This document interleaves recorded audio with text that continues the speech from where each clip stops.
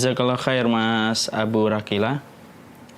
Innal hamdalillah wassalatu wassalamu ala Rasulillah wa ala alihi wa sahbihi wa man tabi'ahum bi ihsan ila yaumil qiyamah.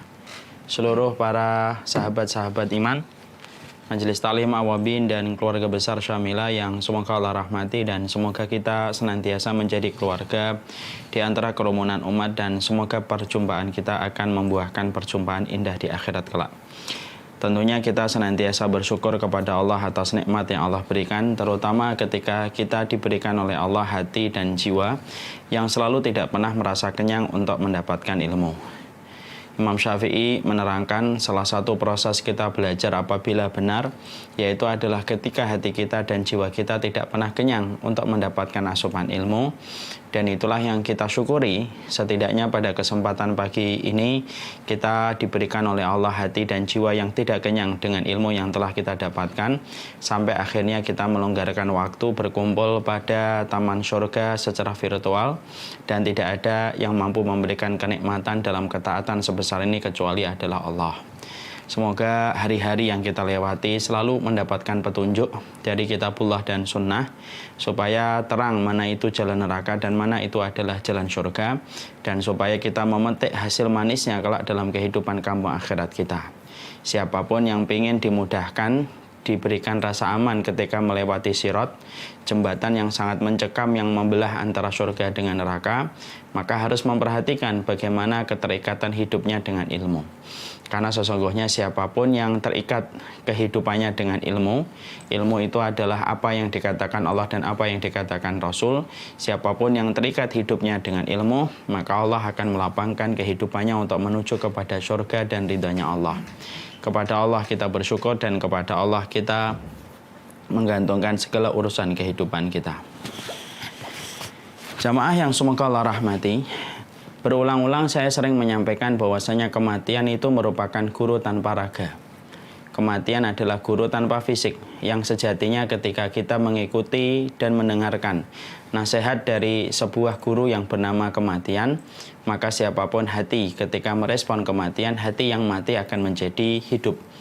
Siapapun jiwanya yang merespon kematian, maka jiwa yang kering akan menjadi basah. Dan siapapun hati yang hidup dan jiwa yang basah dengan peringatan-peringatan yang diberikan kematian, maka akan menyegerakan kita untuk menata langkah. Karena yang membedakan kita dengan mereka yang hari ini terbujur kaku di dalam kubur, yang membedakan kita adalah waktunya. Mereka terlebih dahulu dan kita menjadi kaum yang datang menuju kepada kematian berikutnya.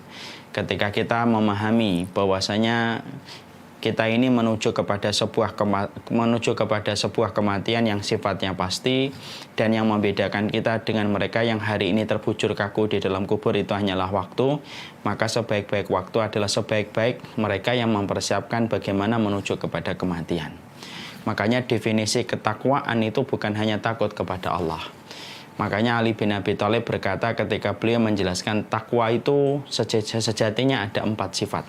1, ketika al-khawfu minal jalil, yaitu ketika kamu bertambah takut kepada Allah. 2, al-amalu bitangzil, ketika kamu mengamalkan apa yang Allah turunkan dari kitabullah dan sunnah.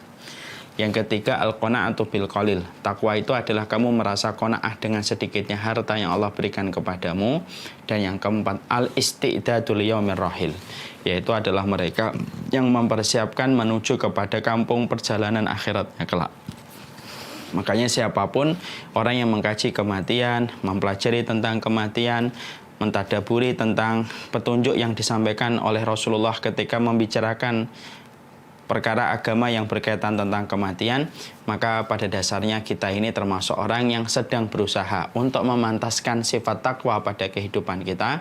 Karena salah satu di antara makna dan cakupan ketakwaan itu adalah ketika engkau mempersiapkan hidupmu menuju pada perjalanan panjang.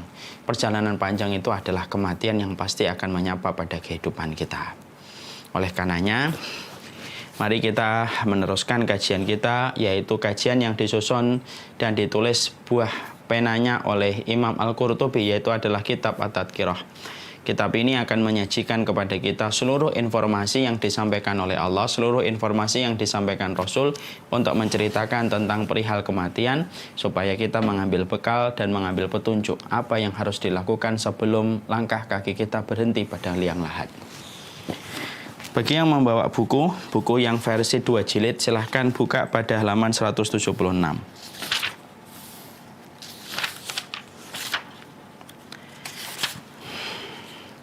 Pada bab ini, Imam Qurtubi lalu menyampaikan bahwasanya manusia itu memiliki teman sejati.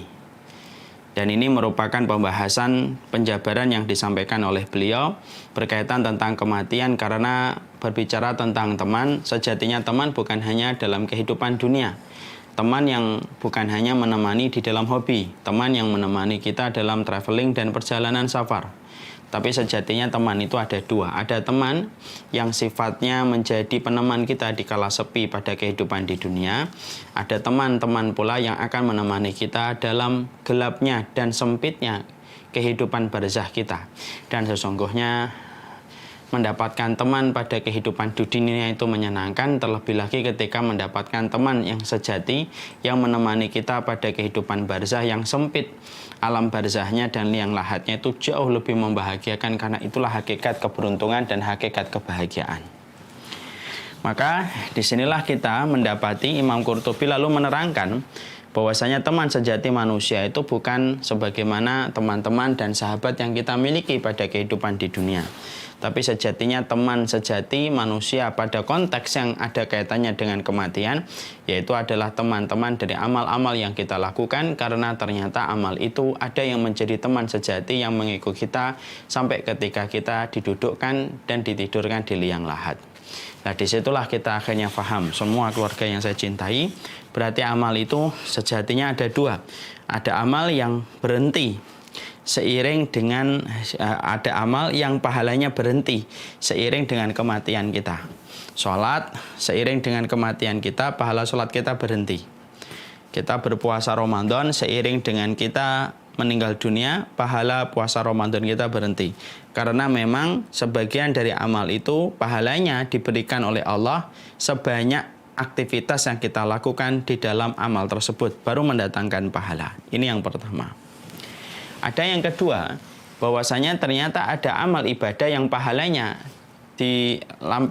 diteruskan oleh Allah, diberikan oleh Allah, bukan hanya pada kehidupan kita ketika di dunia, tapi sejatinya sampai kita meninggal dunia, maka sesungguhnya pahalanya pun terus mengalir pada kehidupan kita walaupun kita sudah berada di alam barzakh. Dan itulah pembagian amal menurut para ulama. Ada amal yang pahalanya itu mengalir ketika kita masih hidup dan melakukan aktivitas amal tersebut. Ada amal yang mana amal itu terus memberikan pahala walaupun kita sudah berhenti menarik napas, walaupun mata kita sudah menutup dan kita dipindahkan ke alam barzakh, maka amal-amal itu terus mengalir sebagaimana air yang tidak pernah lelah, sebagaimana air yang tidak pernah lelah untuk mencari tempat yang lebih rendah daripada tempat sebelumnya, dan terus mengalir sampai ke samudra yang begitu luas, sebagaimana ada amal yang sifatnya mengalirkan pahala dalam kehidupan luasnya kita di alam barzakh. Nah, itulah yang menjadikan kita harus mengerti itu. Sama analoginya kayak tabungan. Kalau kita ngerti tabungan itu kan berbagai macam opsi tabungan disuguhkan kepada kita. Ada tabungan yang sifatnya bisa menjadi investasi. Ada tabungan yang sifatnya kita hanya menitipkan uang kita. Ada tabungan yang sifatnya itu investasinya panjang. Walaupun kita tidak mengapa-ngapakan, maka kemudian mendapatkan keuntungan. Maka itu analogi. Walaupun analoginya agak kurang syar'i, tapi itu hanya untuk memberikan pencerahan saja. Ternyata amal itu semacam itu. Dan amal itulah yang kita perlukan. Amal itulah yang sejatinya kita harus pikirkan. Karena investasi yang kita harus pikirkan bukan hanya investasi dari amal yang kita lakukan seiring dengan aktivitas kita, tapi termasuk salah satu investasi yang kita harus lakukan, investasi yang kita harus kerjakan, pastikan bahwasanya kita berinvestasi pada satu amal, di mana amal itu akan bekerja untuk kita walaupun kita terpojok di dalam kubur. Ya. Nah, makanya saya pernah ngobrol dengan salah satu bapak-bapak. Ada salah satu bapak-bapak mengatakan, kita itu nanti Ustadz kalau umur 40, kalau kita memang merintis bisnisnya dari muda, kita harapkan nanti kalau sudah 40, 45, 50, kita sudah bebas finansial. Lalu saya itu pada saat ngobrol dengan beliau, mendengar kata bebas finansial itu saya bingung. Ya, saya bertanya sama beliau, bebas finansial itu apa, Pak? Bebas finansial itu bukan kita yang bekerja untuk uang, tapi uang yang akan bekerja untuk kita. Jadi kalau bisnis itu sudah berjalan, lalu kemudian dia sudah terkontrol dengan sistem, maka kita tidak perlu lagi bekerja dari pagi sampai sore. Karena apa? Sistem yang akan membuat pengawasan pada bisnis yang kita miliki, dan bisnis itu akan mengalirkan profit untuk kita setiap bulannya. Kita tinggal jalan-jalan, punya waktu dengan keluarga, punya waktu dengan ibadah, dan uang itu akan mengalir dan bekerja untuk kita tanpa kita bekerja untuk uang dari pagi sampai sore. Oh, saya baru mikir, oh itu yang disebut dengan bebas finansial. Berarti kalau kemudian pada investasi ada sebuah istilah bebas finansial, pada urusan pahala dan akhirat pun ternyata ada bebas finansial, ada bebas pahala.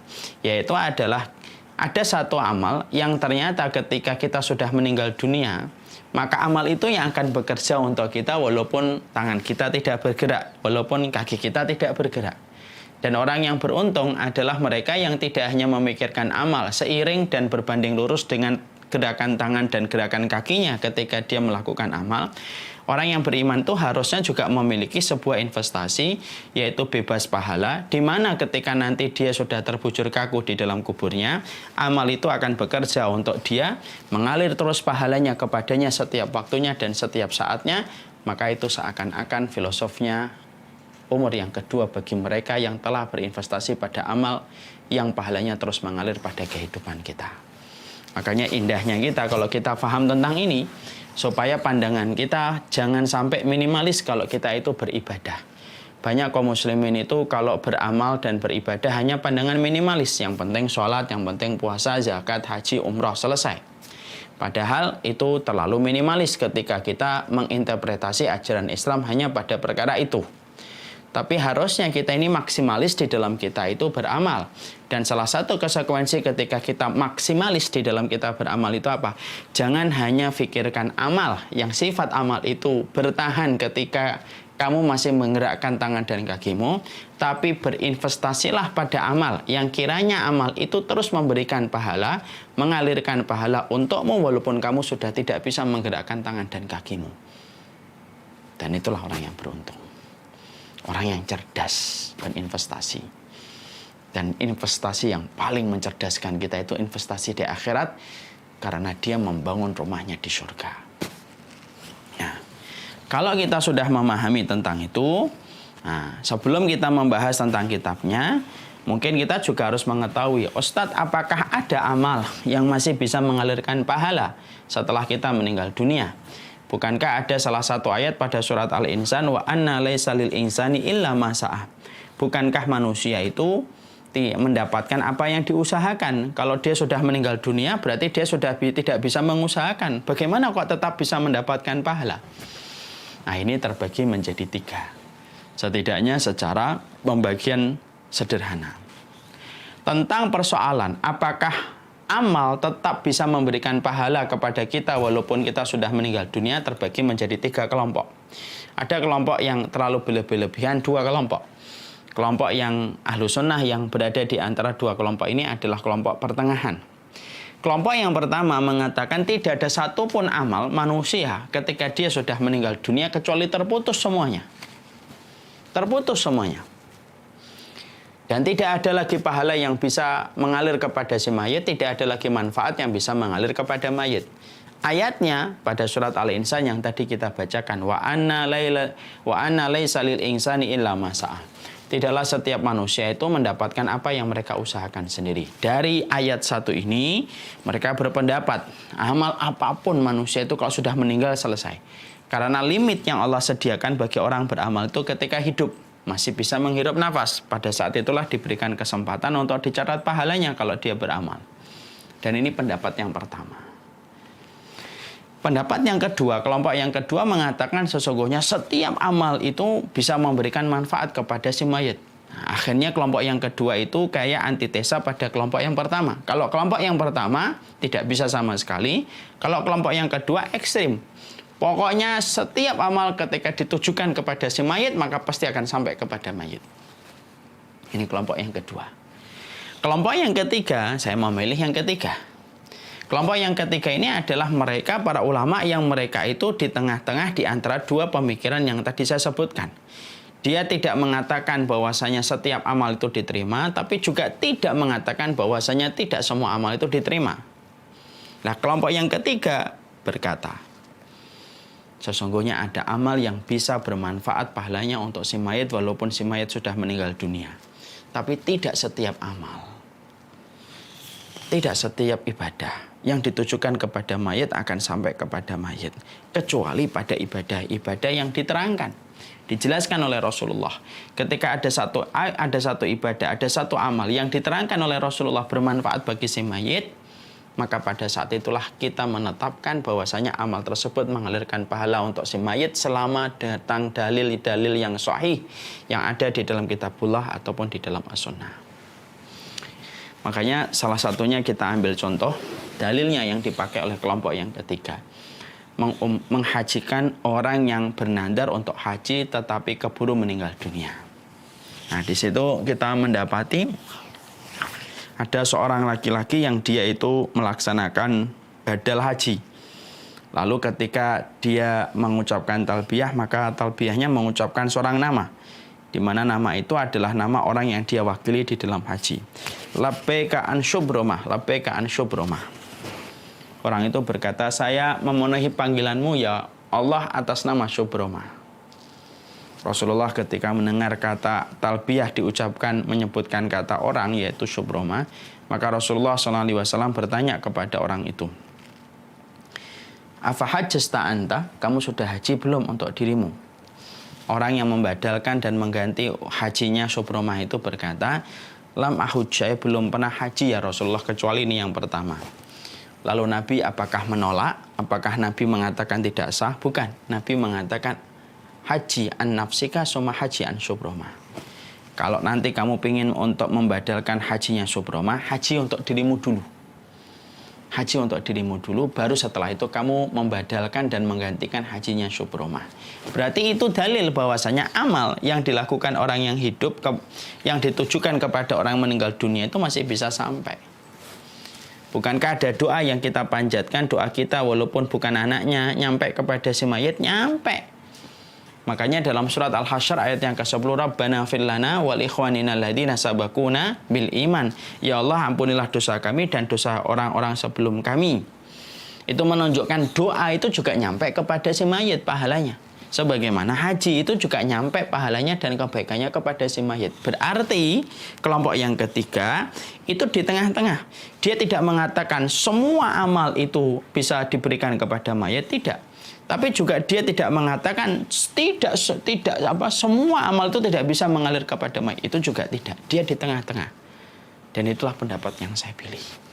Jadi pendapat yang saya pilih itu adalah ternyata amal itu kalau memang ada kabar, kalau memang ada legitimasi yang kita jumpai di dalam kitabullah dan sunnah bahwasanya amal itu bisa memberikan manfaat kepada si mayit dan itu dijelaskan oleh Rasulullah, kita mengakui sebagaimana sabdanya Rasulullah. Tapi kalau memang tidak disebutkan keterangan dari Nabi dan tidak disebutkan keterangan dari orang solih bahwasanya amal ini bisa memberikan pahala kepada si mayit, berarti memang tidak sampai kepada si mayit. Dan itulah pendapat saya, yaitu pendapat yang ketiga, menjembatani di antara dua pendapat yang berlebihan atau ekstrim. Pendapat yang mengatakan tidak akan nyampe sama sekali, pendapat yang mengatakan semua amal ditujukan kepada si mayit itu pasti diterima. Dan itu belum tentu. Semuanya harus disertai dengan dalil yang dijelaskan oleh Nabi bahwasanya memang amal tersebut bisa mengalirkan pahala untuk si mayit, barulah kita beramal. Nah, itu. Sekarang kita bahas. Diterangkan dalam riwayat Muslim dari Anas bin Malik. Yatba'ul mayyita salasatun fayarji'u usnani wa yabqa wahidun yatba'uhu ahluhu wa maluhu wa amaluhu fayarji'u ahluhu wa maluhu wa yabqa amaluhu. Mayit itu akan diantar ke kuburnya oleh 3 perkara. Yang 2 pulang ke rumahnya, yang 1 tetap bersamanya. Yang mengantarnya itu keluarganya, hartanya, dan amalnya. Ya. Yaitu yang mengantarnya itu 3. Keluarganya, hartanya, dan amalnya. Maka yang pulang 2. Yang pulang itu adalah 2. yaitu adalah hartanya, ya, hartanya, dan kemudian keluarganya itu pulang. Maka yang kemudian fayabqa, kemudian yang masih, yaitu adalah amaluhu. Yang tertinggal di dalam kubur itu adalah amalnya. Jadi setiap orang ketika ditakdirkan dia meninggal dunia, maka akan diikuti 3. Rasulullah SAW dalam riwayat Bukhari lalu menyampaikan 2 itu akan kembali, 1 yang tidak kembali. Maka 3 itu apa? 1 keluarganya, 2 yaitu adalah amalnya, yang ketiga yaitu adalah hartanya. Harta balik, keluarga balik, yang akan mengikuti yaitu adalah amalnya. Makanya disitulah kita dapatin harta itu, Masya Allah. Sebanyak apapun kita itu memiliki harta, ketika jatah waktunya kita untuk pulang, tidak ada satupun di antara harta itu yang kita bawa. Tidak ada satupun harta itu yang kita bawa. Makanya sampai Umar bin Khattab itu berkata, orang yang menggenggam dunia dari ujung timur sampai ujung barat, ketika dia telah mati, persis kayak orang yang sedang bermimpi, memiliki semua perkara, dan ketika dia bangun dari mimpinya, tidak ada satupun yang dia lihat di dalam mimpi itu tertinggal di kedua telapak tangannya. Sama dengan orang yang di kehidupan di dunia, kata Umar bin Khattab, dia ngumpulin semua harta, ketika jatahnya untuk pulang, ketika meninggal dunia, persis kayak orang mimpi, ketika dia bangun di alam barzah, tidak ada satupun harta yang dia kumpulkan seumur hidup yang ada di telapak tangannya. Nah, itu harta. Apakah harta bisa dibawa sampai mati? Ya bisa kalau kemudian disedekahkan. Makanya kaedahnya harta itu, Masya Allah ya. Kaedahnya harta itu luar biasa. Kaedahnya harta itu, kalau dia dimiliki sama orang solih, maka akan menjadi kendaraan baginya menuju kepada kebahagiaan akhirat dengan harta yang dia titipkan ketika dia memiliki kesolihan. Makanya harta itu paling senang apabila dimiliki sama orang solih. Ni'mal malu lirajuli solih. Yaitu sebaik-baik harta itu ketika harta dimiliki sama orang solih. Karena harta yang dimiliki sama orang solih akan memberikan efek dan akan memberikan dampak yang luar biasa kepada orang di sekitarnya. Harta itu bisa dibawa dalam konteks ketika disedekahkan. Keluarga pun sama. Keluarga itu balik. Keluarga itu akan balik. Tapi walaupun keluarga itu balik, tentunya kita paham keluarga itu merupakan keluarga itu merupakan anggota dari saudara kita yang paling setia untuk mendoakan kita itu ya 3, yaitu adalah keluarga kita. Makanya kalau kita lihat ya, orang yang paling setia mendoakan kita itu sebenarnya cuma 3. Siapa orang yang paling setia mendoakan kita? Orang yang paling setia mendoakan kita itu yang pertama, pasangan hidup kita. Itu setia banget mendoakan kita. Yang kedua, orang yang paling setia mendoakan kita itu adalah orang tua kita, yang tulus dan ikhlas melepaskan kita ke liang kubur. Yang ketiga, yang paling tulus mendoakan kita itu adalah anak-anak kita. Itu paling tulus mendoakan kita. Yang lainnya, ada yang mendoakan kita 1 hari, 2 hari setelah itu selesai. Ada yang mendoakan sebentar, sejenak, 5 menit setelah itu selesai. Makanya pada 3 perkara ini harusnya kita itu memberikan yang terbaik. Karena sesungguhnya 3 perkara inilah yang paling banyak akan memberikan manfaat untuk kehidupan akhirat kita ketika kita meninggal dunia. Suamimu atau istrimu, bapak dan ibumu, ataupun anak-anakmu. Itu maka keluarga itu pun balik ke kehidupan, balik ke rumah. Yang tertinggal yaitu adalah amalnya. Amal itu yang akan menemani. Makanya sampai para ulama itu berkata, alam barzah itu gelap. Alam barzah itu bukan hanya gelap, alam barzah itu sempit. Karena sesungguhnya ketika kita sebelum mendarat ke alam barzah, kita akan melewati sebuah celah yang sempit betul. Baik itu orang solih, walaupun itu orang berdosa, walaupun dia orang fajir, maka sesungguhnya dia akan melewati tempat yang sempit itu. Maka sesungguhnya ketika barzah itu sempit, barzah itu gelap gulita, maka sesungguhnya ada amal yang akan mengikuti mereka, dan amal itu yang akan memberikan cahaya pada kehidupan di barzah seseorang ketika meninggal dunia. Dan alangkah senangnya apabila seseorang itu ketika meninggal dunia bertemankan dengan amal solih yang pernah dia lakukan ketika di dunia, dan tidak ada yang diharapkan kecuali ridhonya Allah, maka amal itu sebagaimana cahaya mengalahkan terangnya matahari di waktu siang hari yang terik, disebabkan sinarnya matahari tidak akan mampu mengalahkan cahaya dari amal yang kita bawa sampai kita meninggal dunia. Nah, itu yang menjadikan kita akhirnya paham teman sejati manusia. Maka dalam satu riwayat yang ditulis dari Anas bin Malik radhiyallahu anhu, Rasulullah SAW itu bersabda, ada 7 perkara yang pahalanya senantiasa mengalir untuk manusia setelah meninggalnya meski dia di dalam kuburnya. Nah, jadi Rasulullah SAW menyebutkan dalam hadis yang diriwayatkan dari Anas bin Malik dari sahabat Qatadah. Hadisnya ini termasuk hadis yang sahih. Rasulullah mengatakan ada 7 amal yang sifat dari 7 amal itu terus memberikan pahala walaupun kita telah meninggal dunia. Nah, 7 ini kita harus mengerti supaya nanti ketika kita sudah tidur di alam barzah kita, maka amal yang akan bekerja untuk kita untuk memberikan pahala. Dan beruntungnya manusia ketika orang solih di sekitarnya dia tinggalkan, maka orang-orang itu pada amal soleh yang dia lakukan, maka amal soleh itu yang akan menghantarkan pahala untuknya ketika dia meninggal dunia. Apa 7 perkara yang disampaikan oleh Imam Qurtubi?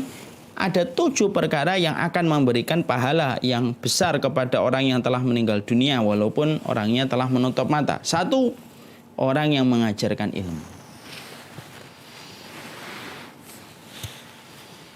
Orang yang mengajarkan ilmu termasuk orang-orang yang mereka itu akan terus mendapatkan pahala. Selama ketika dia mengajarkan ilmu tidak ada niat dan tidak ada obsesi yang dia lakukan dan dia miliki ketika mengajar kecuali 1, yaitu mendapatkan keridhaan Allah. Ketika ilmu itu nyampe pada hati manusia, maka sesungguhnya ketika dia beramal atas apa yang diajarkan orang tersebut, maka selama itu mengalir pahala kepada orang tersebut. Itulah kemuliaan orang yang ngajar ilmu. Itulah kemuliaan orang yang berdakwah.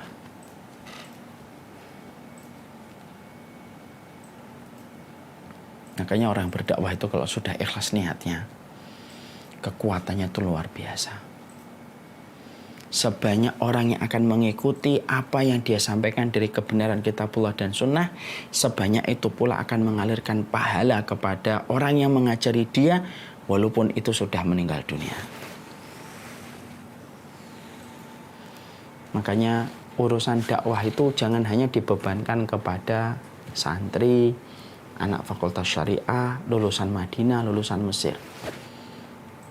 Harusnya dakwah itu menjadi sebuah greget dan keinginan setiap orang, karena sesungguhnya di dalam dakwah ada sebuah nilai yang luar biasa. Apa nilai yang luar biasa dalam urusan dakwah itu?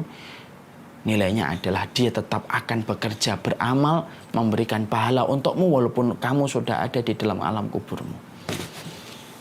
Ketika kita mengajarkan ilmu. Mungkin ada yang tanya, Ustadz, mengajarkan ilmu itu kan harus tahu dulu ilmunya. Betul, mengajarkan itu harus ngerti ilmunya. Nah, kalau saya baru ngaji, jangan sekali-kali mengajar pada sesuatu bidang yang antum tidak kuasai. Karena itu akan menjadi gugatan Allah ketika kita menyampaikan sesuatu tidak berdasarkan kepada kitabullah dan sunnah. Tapi kalau antum sampaikan pada satu hal yang antum tahu betul, maka itu diperbolehkan. Antum Iqra 6, silahkan ngajarin adik antum yang Iqra 3. Antum hafal surat Al-Baqarah, antum ajarin surat Al-Baqarah itu kepada yang belum paham. Boleh. Dan nilai yang besar yang Allah akan berikan itu apa? Nilai besarnya itu adalah Allah akan terus memberikan pahala kepadamu selama amal yang kamu ajarkan kepadanya dilakukan dan dikerjakan. Makanya orang kalau sudah mengetahui ini itu senang berdakwah. Nah, ini saya boleh cerita sedikit ya. saya termasuk orang yang bersyukur betul bahwasanya dulu saya diarahkan oleh bapak itu ke pondok. Tapi sebelum saya diarahkan ke pondok, selepas SMP, sebenarnya perjalanan beliau untuk membuat atmosfer saya suka dengan pondok itu sudah dilakukan oleh beliau semenjak saya SD. Kalau liburan telah tiba, saya diajak ke berbagai macam pondok. Pondok Persis pernah, pondok Muhammadiyah pernah, pondok ini, pondok ini, pondok ini. Anak kecil diajak jalan-jalan ke pondok, ya seneng. Dan kagum sama anak pondok santri itu dulu saya kagum. Punya lemari sendiri, kemudian dikunci, digembok. Ketika lemarinya dibuka ada pakaian, ada buku-bukunya, ada makanan-makanan, snack-snacknya, Masya Allah. Akhirnya saya itu jatuh hati kepada pondok pesantren. Seiring dengan waktu ketika saya menyelesaikan sekolah bangku menengah pertama, tiba-tiba keinginan saya untuk mondok itu luruh, hilang. Saya pengen masuk ke SMA biasa, SMA negeri. Tapi saat itu bapak mengajak saya duduk, ini sini duduk. Saya diomongin dengan satu percakapan yang saya sampai hari ini itu pun lupa. Tapi yang saya ingat satu. Saya menangis ketika bapak menyampaikan tentang masalah pondok. Dan ujung dari dialog habis maghrib menuju kepada isya, ujung dan muaranya itu adalah saya akhirnya mau ke pondok. Dan saya bersyukur betul. Allah memberikan kesempatan saya menjadi santri yang berlanjut kepada sekolah-sekolah berikutnya. Sampai akhirnya mendapatkan sedikit kunci atas masalah agama. Dan bapak selalu mengajarkan, mulianya mengajarkan ilmu, mulianya mengajarkan ilmu, mulianya mengajarkan ilmu. Karena memang kalau kita kembalikan kepada hadisnya, dahsyat betul orang yang mengajarkan ilmu itu. Bukan hanya kita mendapatkan manfaat dari orang itu ketika hidup beramal, bahkan sampai kita mati pun Allah akan buat jalur khusus menghubungkan ilmu yang telah kita ajarkan ketika dikerjakan orang, maka pahalanya akan sampai kepada kita tanpa mengurangi pahala orang itu ketika beramal. Antum masih nggak tergiur untuk dakwah gitu, ibu-ibu masih nggak tergiur untuk dakwah, nyampein gitu. Padahal itu salah satu investasi besar dalam kehidupan di akhirat. Kita sering berpikir investasi masjid, investasi sekolah, tidak salah. Tapi termasuk salah satu investasi yang kita harus berikan itu adalah investasi ilmu. Sepanjang ilmu itu nanti diamalkan, sepanjang itu pula akan mengalir pahala, tidak ada putusnya ketika kita sudah di dalam barzakh. Mengajarkan ilmu. Dan mengajarkan ilmu itu tidak harus nunggu kita sempurna dulu. Banyak yang suka beralasan, saya itu masih belum sempurna Ustadz, masih banyak dosanya, saya malu kalau ngajarin. Itulah bisikan syaitan, kata Hasan Al-Basri, untuk memadamkan semangat orang untuk mengajarkan ilmu. Yang betul itu, kamu terus perbaiki hidupmu, ketika salah kamu bertobat, ketika khilaf kamu beristighfar, tapi tetap sampaikan ilmu itu. Karena di antara 100 orang yang kamu kirimi, broadcast yang kamu kirimkan, mungkin ada satu orang yang dengan itu akhirnya bisa menjadikan dia mendapatkan kebaikan, dan kebaikan itu selama dilakukan mengalir pahala untuk kita. Kita kan tidak tahu. Ada sebuah kisah nyata di London kalau tidak salah. Ada satu bapak punya anak kecil perempuan. Kerjaannya itu kalau punya waktu, mereka itu suka nyebarkan pamflet ataupun buku-buku tentang keindahan Islam. Supaya orang itu mendapatkan narasi tentang Islam itu sempurna dan tidak mendapatkan narasi dari media mainstream yang selalu menjadi Islamophobia. Selalu hampir tiap pagi memberikan itu sampai habis. Ada sebuah kisah yang terjadi pada satu hari hujan, saljunya begitu deras betul. Ketika begitu deras menjadikan akhirnya sang bapak mengurungkan niat pada pagi itu untuk tidak menyebarkan pamflet atau buku sebagaimana biasanya. Anak kecilnya karena begitu semangat, anak kecilnya sudah mengambil baju, sudah bersiap-siap, sudah mengambil segepok dari buku dan pamflet yang akan dia sebarkan. Lalu pada saat itu sang ayah berkata kepada sang anak, "Nak, suasana lagi tidak bagus nih, kita tidak usah pergi." "Jangan ya, Kita harus pergi. Kalau memang ayah nggak mau pergi, biarkan saya pergi dan saya hati-hati. Saya mengizinkan. Sang anak pergi keliling mengetuk pintu ketika tidak banyak orang lalu lalang di jalan. Akhirnya dia mengetuk semua pintu. Dan di antara satu pintu ketukan pintu itu ada seorang nenek tua yang mendapatkan pamflet itu bersinar-sinar, wajahnya bahagia. Selang 1 pekan nenek itu datang ke masjid untuk masuk Islam. Langsung masuk Islam. Ketika ditanya bagaimana kok bisa masuk Islam, kenapa? Karena malaikat kecil yang bernama anak kecil yang mengetuk pintu rumah saya ketika hujan deras, ketika hujan salju datang, dia mengetuk pintu rumah saya memberikan pamflet tentang masalah keindahan Islam dan kelapangan hati. Padahal pagi itu saya itu pengen mati bunuh diri karena tidak tahu apa yang saya lakukan. Dan karena malaikat kecil bernama anak ini yang mengurungkan saya untuk mati bunuh diri. Masya Allah, orang itu masuk Islam.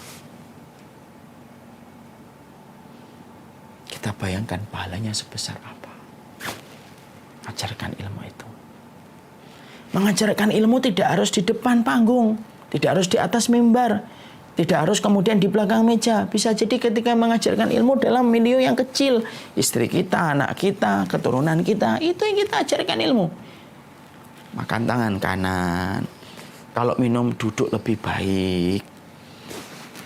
Kalau kemudian ketika habis sholat subuh ada sholat suruh. Ternyata setelah kita nanti terbujur kaku meninggal dunia, bisa jadi yang dilihat oleh anak kita dari rutinitas kita. Lalu kemudian mereka melakukannya, maka itu akan mengalir pahalanya untuk kita walaupun kita terbujur di dalam kubur. Makanya kalau boleh saya membuka dapur saya sedikit. Istri saya itu berkata, "Bi, nanti kalau anak-anak mau mulai belajar Quran gitu, yang mengajarin Al-Fatihahnya saya ya. Jangan yang lain." Nah, saya memberikan kesempatan. Ya, silahkan. Pernah saya ngobrol sama beliau, kenapa sih harus ngajarin Al-Fatihah itu kamu? Iya, Bi. Saya pingin sekali nanti anak-anak itu ketika nanti membaca Al-Fatihah ketika sholat, itu mengalir pahala untuk saya. Kalau Abi kan udah ngajar banyak tempat di mana-mana. Dan insya Allah banyak orang-orang yang mengambil ilmunya dari Abi. Saya tersenyum, saya senang. Kenapa? Istri saya memiliki pandangan tentang investasi akhirat yang akan bekerja amal itu untuk memberikan pahala kepadanya. Setiap anak itu membaca Alhamdulillahirrabbilalamin, mengalir pahala untuk dia. Itulah indahnya mengajarkan ilmu. Mengajarkan ilmu menjadikan seseorang itu ketika mengajarkan ilmu, pahalanya terus mengalir. Layaknya air yang mengalir sampai ke tengah samudra. Makanya bapak-bapak ini saya sampaikan. Mengajari ilmu anak itu merupakan milieu yang paling kecil dan paling minim. Jangan sampai pokok-pokok agama itu diajarkan sama orang. Oke lah, dalam masalah-masalah yang lain diajarin sama ustadz yang kita datangkan dari luar. Bolehlah. Tapi dalam perkara-perkara penting dan krusial jangan menyerahkan itu kepada ustadz. Tapi pastikan diri kita sendiri yang akan mengajarkan itu kepada anak kita. Supaya ketika anak kita beramal atas apa yang kita lakukan, mengalir pahala pula untuk kita. Walaupun kita terbujur kaku di dalam kubur. Ya, mengajarkan ilmu. Yang kedua, kata Rasulullah SAW, mengalirkan sungai.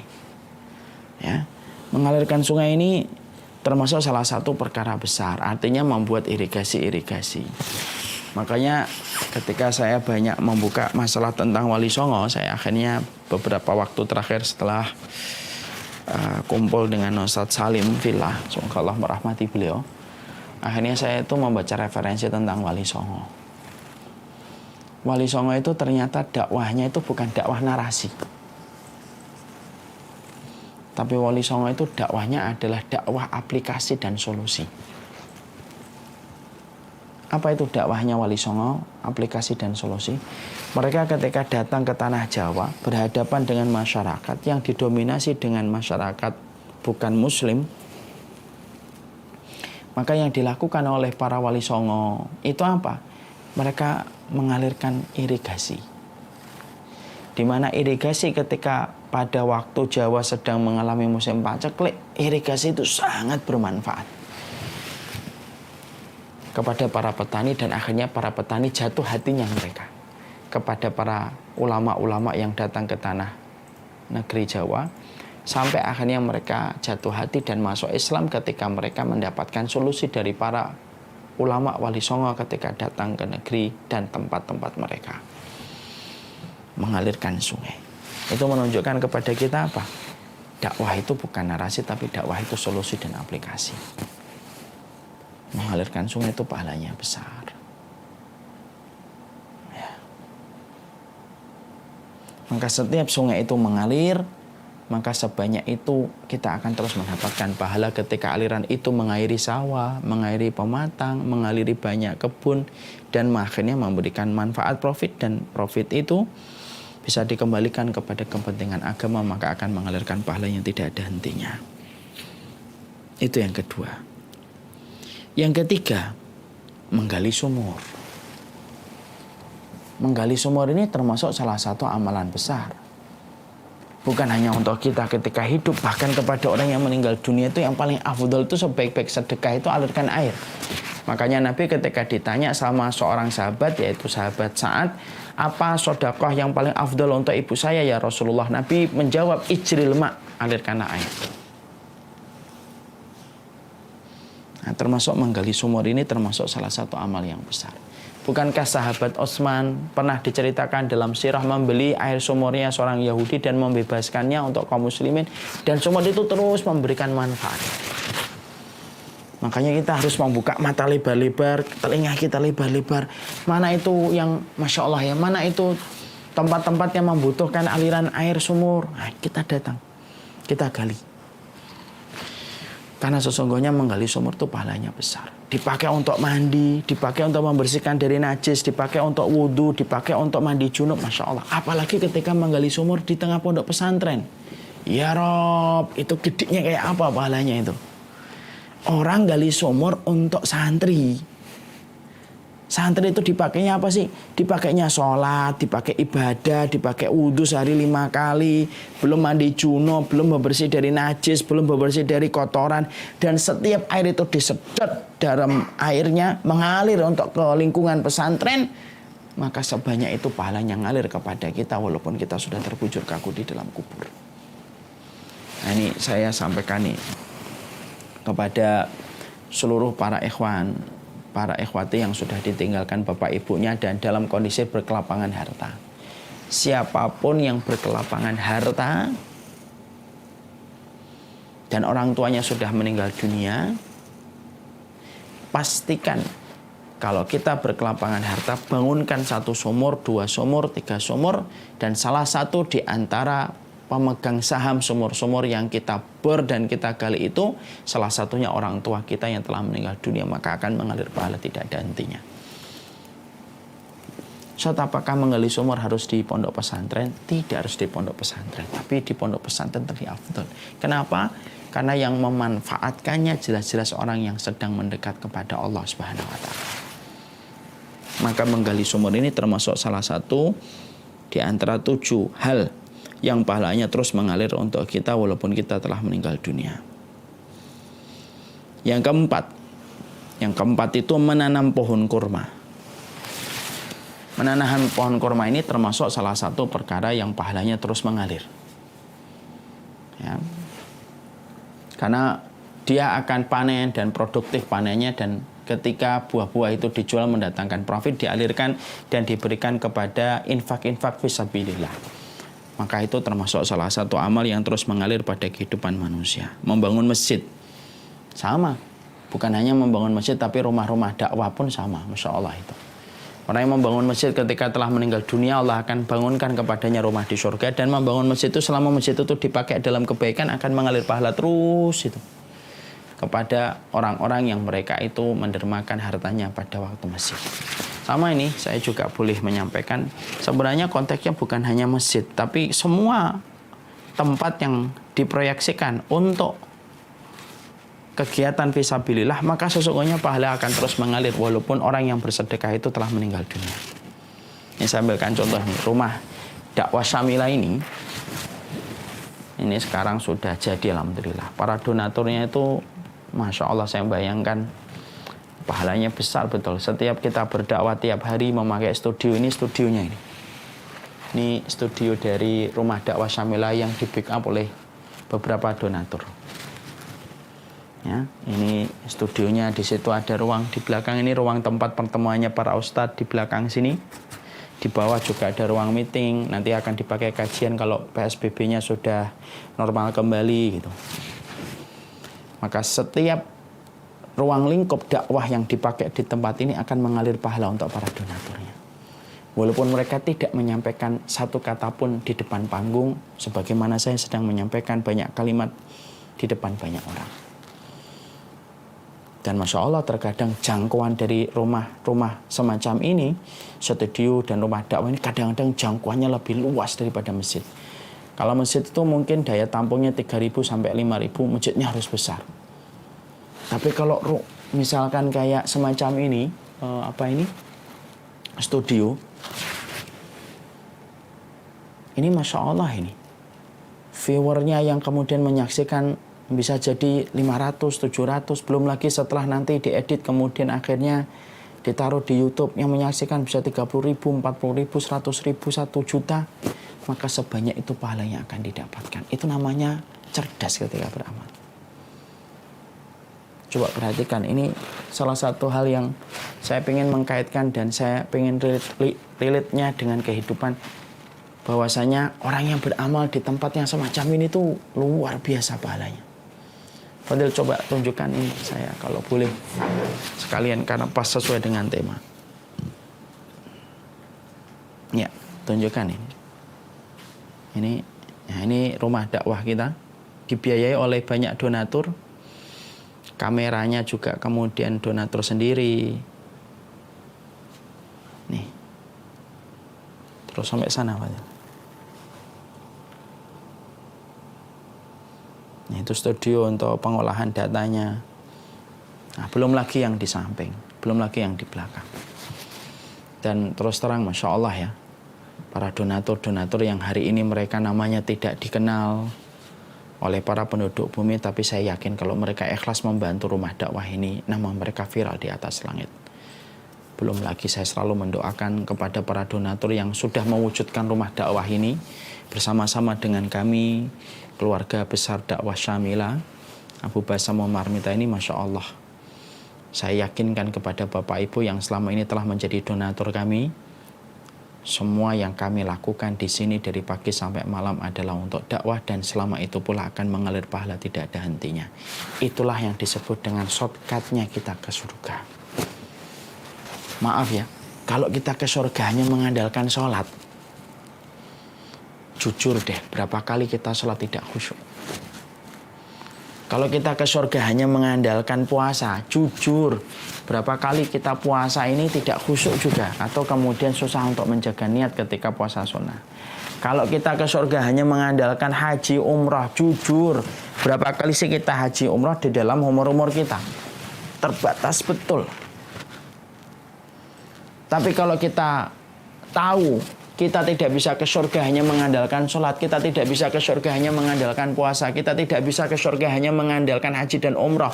Karena minimnya kita berkualitas pada ibadah itu, pastikan kita punya shortcut-nya kita untuk menutupi kekurangan kita pada ibadah-ibadah yang tadi kita sebutkan. Salah satunya, cerdaslah berinvestasi pada urusan akhiratmu. Orang-orang yang kemudian membangun masjid, membangun rumah dakwah semacam ini, membantu dan membackup para ustadz ketika dia harus menyampaikan kalimat Allah dengan tim yang terbaik, dengan cara yang terbaik. Akhirnya banyak orang yang mereka punyanya duit dan mereka ikut membantu dengan uang dan finansial mereka. Masya Allah, bisa jadi mereka inilah yang lebih besar pahalanya daripada ustadz. Kenapa? Nama mereka tidak muncul di depan. Nama mereka tidak dikenal orang. Mungkin orangnya juga tidak dikenal orang. Tapi bisa jadi ketika banyak orang hari ini solih, disebabkan karena harta-harta yang mereka titipkan kepada para orang-orang yang berdakwah.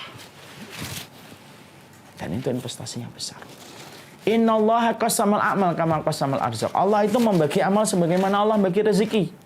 Ada yang bisanya ngajar. Ada yang tidak bisa ngajar, tapi punya rezeki. Maka kemudian dia beramal dengan rezekinya itu.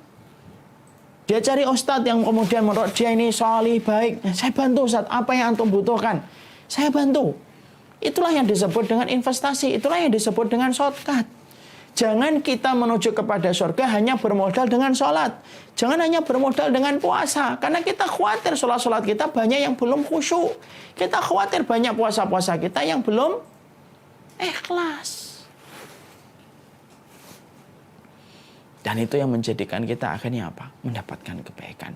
Ini akan tetap mengalir.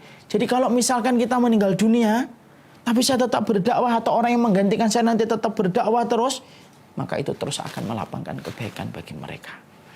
Dan itu menggiurkan investasi yang semacam itu. Ini jujur saya sampaikan, ada yang membackup untuk studio ini khusus plus dengan mic-mic-nya. Kalau tidak salah hampir berapa ya? 50 juta. Tapi akan terus mengalir pahala. Ketika suara saya direkam, mic-nya kepake, lampunya kepake.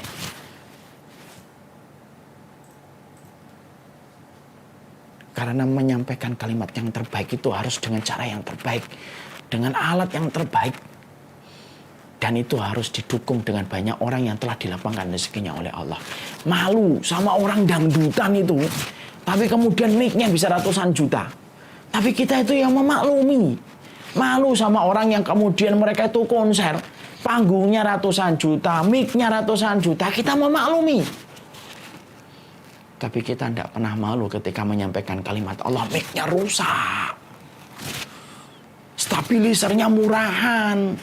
Suaranya nggak nyampe, pecah. Akhirnya banyak hati tidak bisa menikmati indahnya kalimat Allah. Karena orang-orang muslim itu banyak yang memikirkan ibadah untuk dirinya, tetapi tidak berpikir bagaimana manfaat itu bisa dia berikan kepada banyak orang. Dan itu tetap memberikan pahala dan mengalirkan pahala kepada dia sampai dia meninggal dunia. Ayolah investasi. Kalau kamu dan saya merasa banyak sholat kita tidak khusyuk. Kalau antum dan ana merasa banyak puasa kita yang tidak khusyuk. Cerdaslah berinvestasi pada urusan-urusan agama Allah. Membangun masjid. Itu termasuk salah satu di antara amal yang mengalir pahalanya. Membangun rumah dakwah, membantu dakwah termasuk di dalamnya. Mewariskan mushaf.